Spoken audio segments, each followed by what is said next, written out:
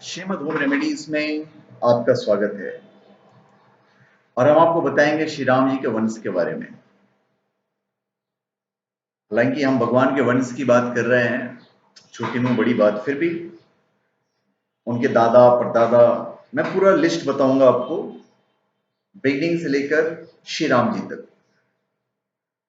भगवान राम को सूर्यवंशी कहा जाता है। वे महाराजा दशरथ के पुत्र थे और भारतवर्ष के परम प्रतापी राजा बने।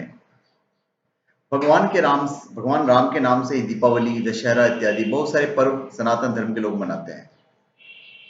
आज हम आपको भगवान राम के वंशजों के नाम बताएंगे, जिनमें कई प्रख्यात राजाओं के नाम भी शामिल हैं। ब्रह्मा जी की 39वीं पीढ़ी में भगवान श्री राम का जन्म हुआ था।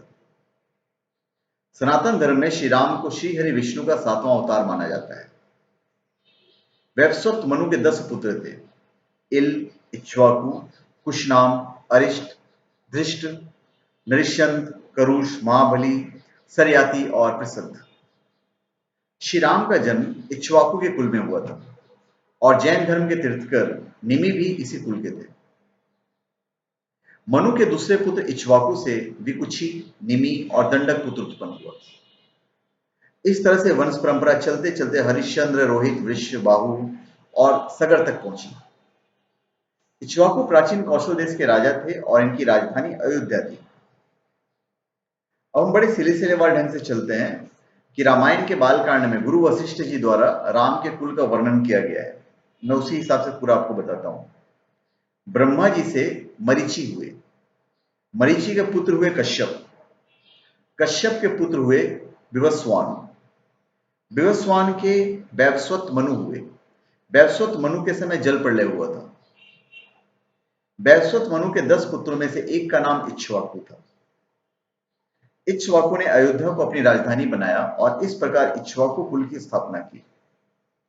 इक्ष्वाकु के पुत्र हुए कुक्षी, कुक्षी के पुत्र का नाम था विकुक्षी, विकुक्षी के पुत्र बाण हुए, बाण के पुत्र हुए अनरण्य, अनरण्य से पृथु पैदा हुए और पृथु से त्रिशंकु का जन्म हुआ। त्रिशंकु के पुत्र का नाम था धुंधुमार और धुंधुमार के पुत्र का नाम था युवनाश।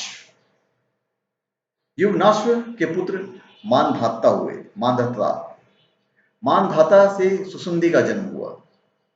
सुसुंदी के 2 पुत्र हुए, ध्रुव संधि और प्रसेनजीत। ध्रुव संधि के पुत्र हुए भरत, भरत के पुत्र हुए असित, असित के पुत्र सगर हुए, सगर के पुत्र का नाम असमंज था, असमंज के पुत्र अंशुमान हुए, अंशुमान के पुत्र हुए दिलीप, दिलीप के पुत्र भागीरथ हुए, भागीरथ ने ही गंगा को पृथ्वी पर उतारा था।